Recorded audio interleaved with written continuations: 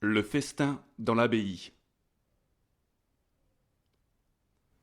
Un coup de tonnerre maussade à l'ouest annonça simultanément l'approche de la nuit et un orage imminent.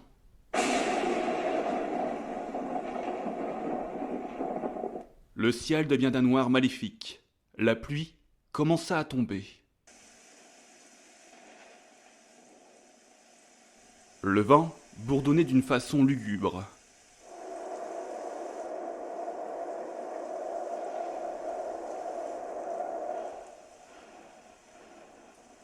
Le sentier forestier que je suivais se changea en bourbier fangueux et perfide, qui menaçait à tout moment de nous prendre au piège mon cheval et moi-même dans son étreinte nullement souhaitée.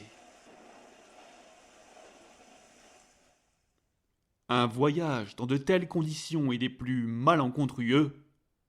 En conséquence, je fus grandement réconforté lorsque, à peu de distance de là, à travers les branches agitées par l'orage, j'aperçus une lumière hospitalière trembloter parmi les nappes de pluie. 5 minutes plus tard, j'arrêtai mon cheval devant les portes massives d'un bâtiment vénérable et de bonne dimension en pierre grise recouverte de mousse. D'après son importance peu commune et son aspect sévère, j'estimai à juste titre qu'il s'agissait d'un monastère. Comme je le regardais superficiellement, je me rendis compte que c'était une construction d'une certaine importance, car elle se dressait d'une manière imposante au-dessus des fondations écroulées de nombreux bâtiments plus petits, ceux-ci, de toute évidence, l'avaient entouré autrefois. La violence des éléments déchaînés cependant était telle qu'elle m'empêchait de l'examiner plus à loisir ou de spéculer davantage. Et je fus absolument ravi lorsqu'en réponse à mes coups répétés, la grande porte en chêne fut ouverte.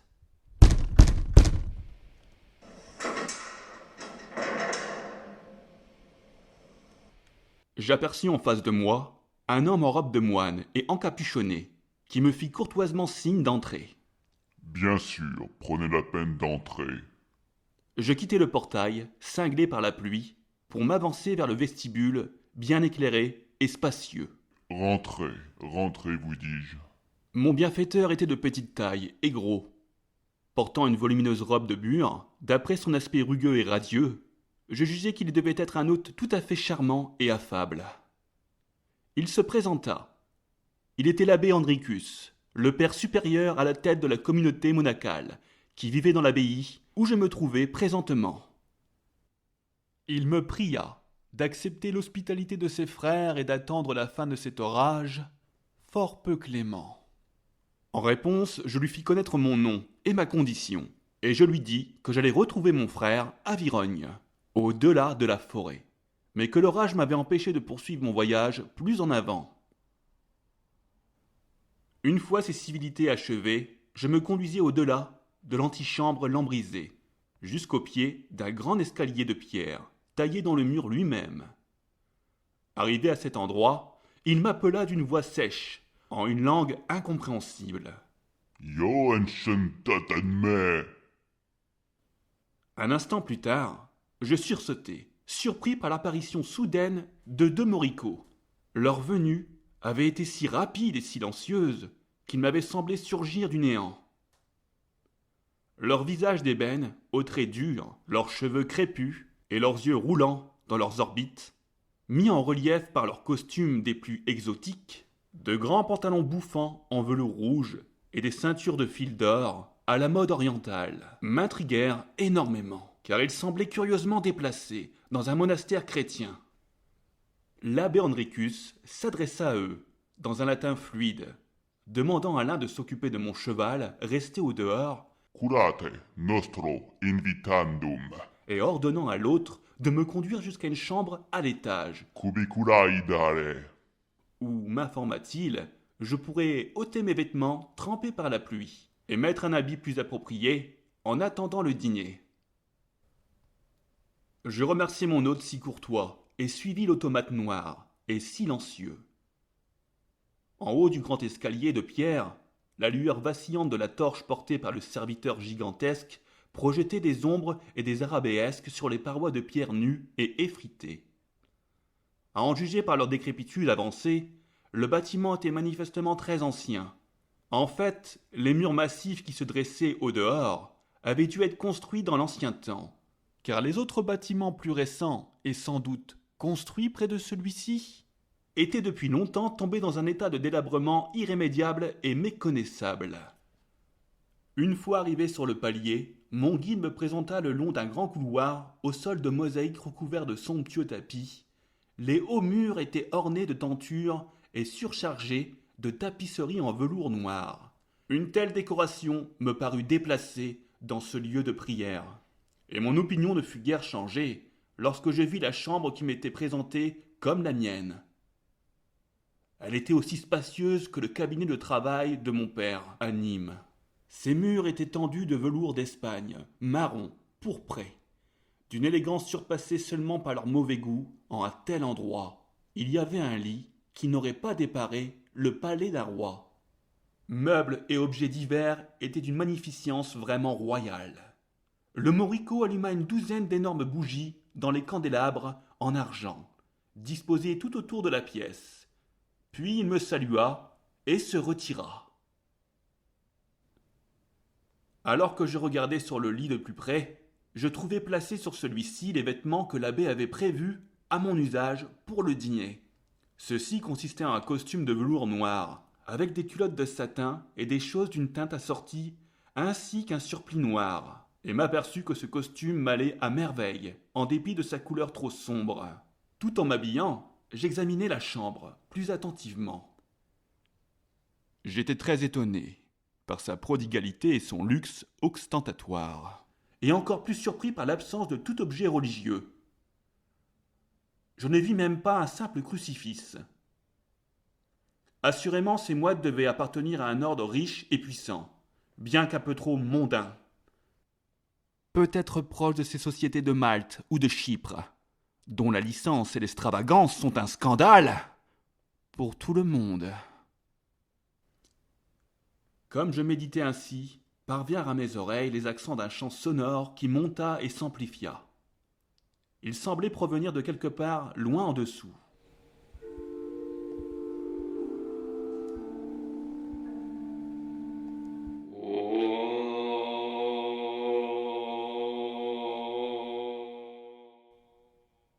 Ce chant rythmé montait et descendait comme s'il devait franchir une distance incommensurable avant de parvenir à mes oreilles humaines.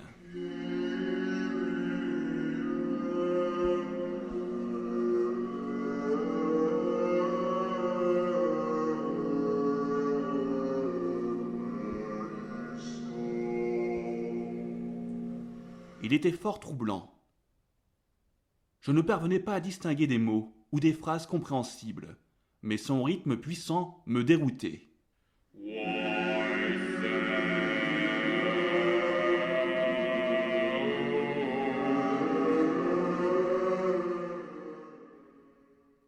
Cela s'amplifia de plus en plus.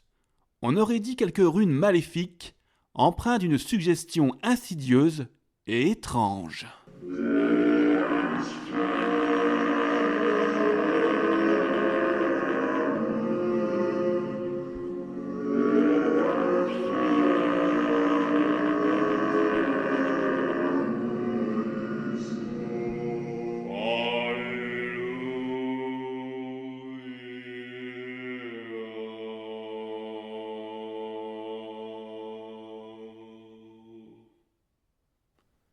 Soudain le chant cessa, et je poussai malgré moi un soupir de soulagement. Mais pas un seul instant, jusqu'à la fin de mon séjour en ces lieux, je me fus entièrement délivré de cette sensation de malaise vague, produite par ce son très lointain, de ce chant innommable et rythmé montant des profondeurs apparemment abyssables. Jamais je n'avais mangé un repas aussi étrange que celui que je partageais avec les moines de l'abbé Andricus. Le réfectoire était d'un luxe ostentatoire. Le dîner avait lieu dans une immense salle dont les murs orgueilleux s'élevaient jusqu'à la voûte, faisant toute la hauteur du bâtiment. Il était tendu de tapisseries pourpres et bleues de roi, frappées d'emblèmes et d'écussons, dont j'ignorais la signification. La table du banquet elle-même faisait toute la longueur de la salle. Un bout se trouvait à proximité de la double porte par laquelle j'étais entré. Après avoir descendu les escaliers à l'autre bout, se trouvait sous un balcon, suspendu, près de l'entrée conduisant en cuisine. Tout autour de cette immense table de festin avait pris place une quarantaine de moines, en capuchon et robe de bure.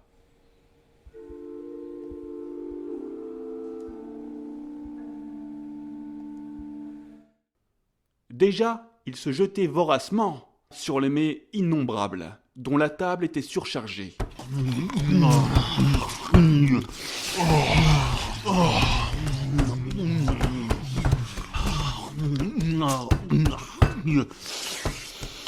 Ils cessèrent à peine de s'empiffrer pour nous saluer de la tête lorsque l'abbé et moi entrâmes pour prendre place en haut bout de table.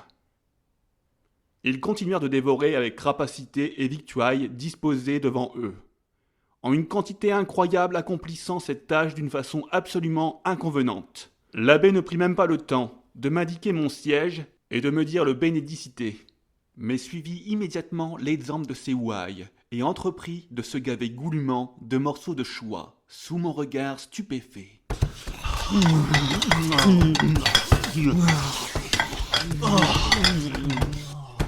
Assurément, ces barbares de Flamands n'étaient guère raffinés dans leur façon de manger. Le repas était accompagné de bruits grossiers, provenant de la bouche de ses convives. La nourriture était saisie avidement avec les doigts et les reliefs dédaignés jetés sur le sol.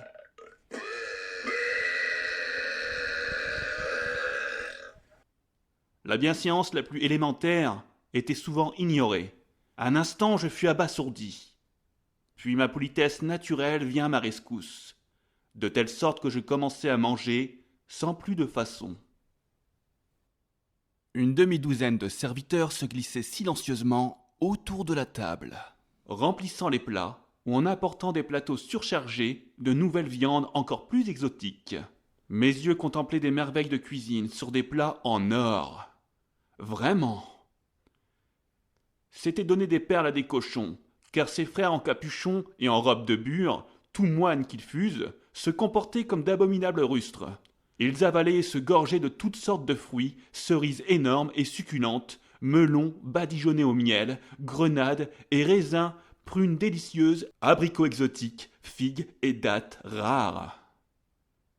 Il y avait des fromages gigantesques et moelleux et odorants, des potages tentateurs, des raisins, des noix, des légumes et de grands plateaux de poissons fumants, tout cela servi avec des halles et des poissons aussi capiteuses que le népenthes. Au cours du repas, nous étions également régalés de musique jouée par des lutches invisibles, flottant depuis le balcon au-dessus. Celle-ci s'amplifia triomphalement en un ultime crescendo, comme 6 serviteurs faisaient une entrée solennelle, portant un gigantesque plat en or massif, sur lequel était disposé un cuisseau de viande fumante, garni d'aromates et d'épices parfumées. Ils s'avancèrent dans un profond silence et posèrent le plat au milieu de la table, emportant les candélabres géants et les plats de moindre importance. Alors l'abbé se leva, couteau en main, et entreprit de découper la viande, tout en marmonnant une invocation sonore dans une langue étrangère. Les tranches de viande furent distribuées aux moines de l'assemblée, dans la vaisselle d'argent. Cette cérémonie était suivie avec un intérêt marqué et évident. Seule la politesse m'empêcha de questionner l'abbé à ce sujet. Je mangeai une partie de ma viande et ne dis rien. Un tel mélange de comportements barbares et de vaste royal au sein d'un ordre monastique était un fait extrêmement curieux. Mais ma curiosité était émoussée d'une manière regrettable par mes amples libations et les lampées copieuses des vins capiteux placés devant moi sur la table, versés dans des gobelets, des brocs, des fiasques, des flacons et des coupes ornées de gemmes. Il y avait des vins, des crus, des distillations les plus divers, des potions curieusement parfumées et merveilleusement capiteuses, d'une douceur donnant le vertige, qui m'affectait d'une étrange façon. La viande était particulièrement riche et douceâtre. Je la fis descendre à grands traits, tandis que les aiguillères remplies de vin circulaient à présent librement autour de la table. La musique s'interrompit, et l'éclat des bougies diminua imperceptiblement, revêtant une lumière plus douce. L'orage grondait toujours au dehors, se déchaînant contre les murs de l'abbaye.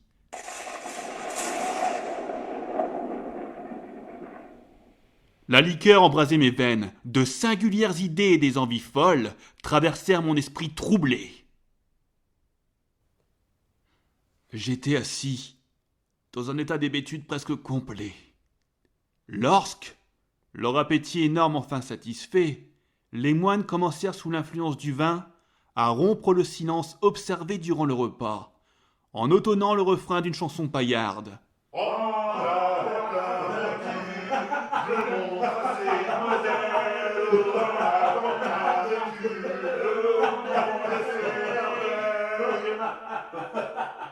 Leur allégresse crut.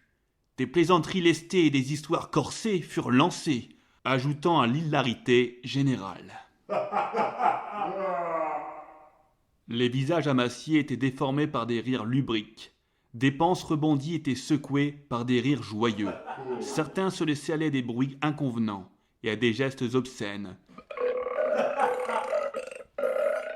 Plusieurs roulèrent sur la table et furent emportés par les serviteurs silencieux.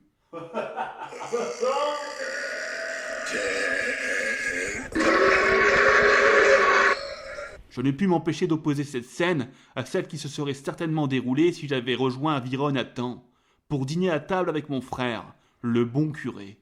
Là-bas, il n'y aurait pas eu toutes ces grivoiseries et ces réjouissances écœurantes. Je me demandais si mon frère connaissait l'existence de cet ordre monacal, aussi près de sa paisible paroisse. Puis mes pensées revinrent brutalement à ce qui se passait présentement sous mes yeux. L'allégresse et les chants avaient fait place à des choses moins réjouissantes. Comme la lueur des bougies diminua d'intensité, et que des ombres grandissaient et s'accumulaient tissant leur toile de ténèbres autour de la table du festin, les conversations animées devinrent des murmures vaguement alarmés. Les visages encapuchonnés prirent un aspect sinistre dans la lumière blafarde et tremblotante. Comme je parcourais la table d'un regard stupéfait, je fus frappé par la pâleur singulière des visages de ceux qui étaient réunis ici. Ils brillaient d'un éclat blanchâtre dans la lumière moribonde, comme convulsés par un rictus de mort. Même l'atmosphère de la salle semblait transformée. Les tapisseries bruissaient et paraissaient agitées par des mains invisibles. Des ombres se déplaçaient le long des murs, des formes de farfadets s'agitaient, se balançaient, s'avançaient en une étrange procession sur les voûtes à arêtes du plafond. La table du banquet semblait vide et dénudée. Des taches de vin souillaient la toile de lin. Des viandes à demi mangées recouvraient le plateau de la table. Les os rongés sur le plateau ressemblaient à de sinistres réminiscences de notre condition de mortels. La conversation ne favorisait guère ma tranquillité d'esprit. Elle était bien loin des pieuses exhortations que l'on était en droit d'attendre de la part d'une telle compagnie. Elle portait sur les fantômes et les enchantements. De vieilles histoires étaient racontées, empreintes d'une nouvelle horreur. Des légendes évoquées à des murmures furtifs, des allusions à des forces surnaturelles sortaient des lèvres maculées de vin, en des tons assourdis et sépulcraux. Je ne somnolais plus sur mon siège. J'étais nerveux, en proie à une appréhension croissante, comme je n'en avais encore jamais connu.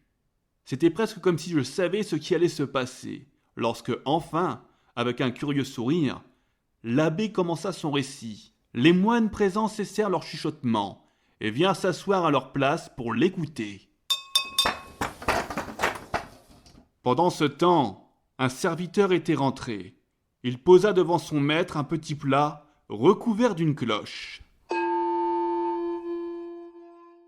Ce dernier considéra le plateau un moment, avant de poursuivre ses remarques préliminaires. « Heureusement pour moi, commença-t-il en me regardant, j'étais arrivé ici par le plus grand des hasards, pour y passer la nuit, car d'autres voyageurs s'étaient aventurés dans ces bois après la fin du jour, et il y avait eu beaucoup moins de chance. » il y avait par exemple le légendaire monastère du diable. Ici, il observa un temps d'arrêt et toussa d'un air distrait, avant de reprendre. Selon la tradition populaire admise dans la région, cet endroit curieux dont il parlait était un prieuré abandonné, au fin fond de la forêt, où demeurait une étrange compagnie de morts vivants, voués au service d'Asmodée. Souvent, à la tombée de la nuit, les vieilles ruines retrouvaient d'une façon surnaturelle un semblant de leur gloire révolue. Et les murs antiques étaient reconstruits par quelques arts démoniaques pour tromper le voyageur passant par là. En vérité, il était heureux que mon frère ne soit pas parti à ma recherche dans les bois par une nuit pareille, car il aurait très bien pu y découvrir cet endroit maudit et y pénétrer. Après avoir été ensorcelé, ensuite, selon les antiques chroniques, il aurait été capturé et son corps dévoré triomphalement par ces êtres ghouls qui prolongeaient leur vie surnaturelle en se nourrissant des vivants.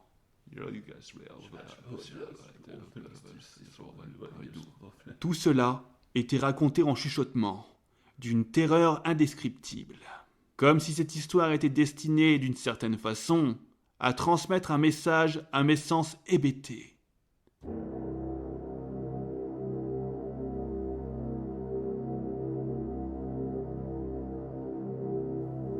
Elle le fit.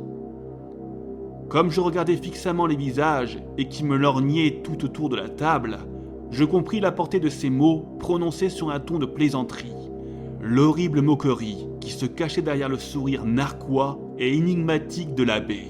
Le monastère du diable, le chant souterrain, des rites à Lucifer, une magnificence blasphématoire et une absence totale de croix. Un prieuré abandonné au fin fond des bois, des visages cruels et rapaces tournés vers le mien. Ensuite, 3 choses se produisirent simultanément. L'abbé souleva lentement le couvercle du petit plateau posé devant lui. Achevons ce repas, Dit-il, du moins, il me semblait qu'il prononçait ces mots. Alors je poussai un hurlement. Enfin survint le miséricordieux coup de tonnerre qui me précipita vers un oubli chaotique. Moi, les moines éclatant de rire, l'abbé, le plateau et le monastère.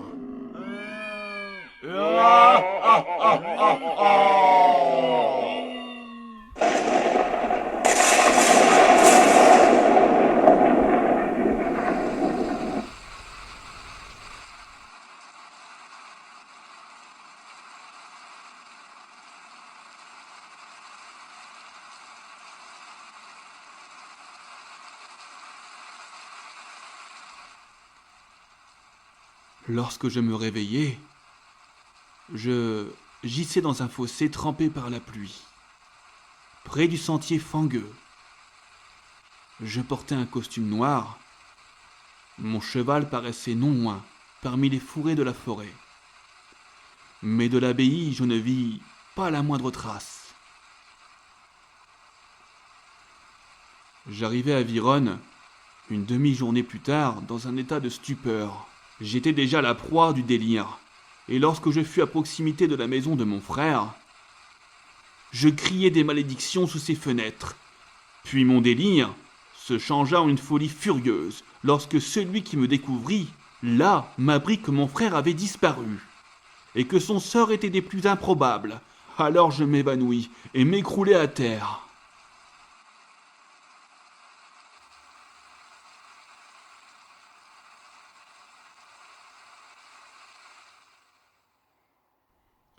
Jamais je ne pourrai oublier cet endroit, ni les chants et les horribles moines, mais je prie Dieu pour que, avant ma mort, je parvienne à oublier une chose, ce que je vis juste avant l'éclair, la chose qui me tourmente et me rend fou plus que tout. Eu égard à ce que j'ai appris depuis, à Vironne maintenant je sais que tout cela était vrai, et je suis en mesure de supporter cette connaissance, mais jamais je ne pourrai supporter la menace ou le souvenir de ce que j'ai vu lorsque l'abbé Andricus souleva la cloche du petit plat en argent pour découvrir le dernier mets de ce festin. C'était la tête de mon frère.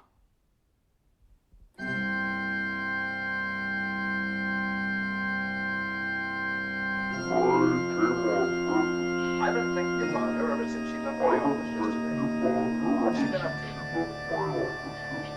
The devil knows that. I heard her moving things all around that room all night. Never heard such goings on. And she wouldn't let me in her room this morning. She's a strange one. She absolutely refuses my help.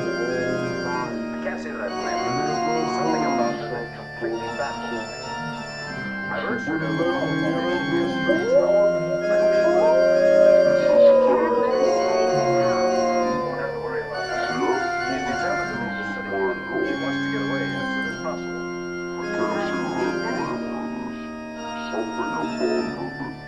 I hope she can.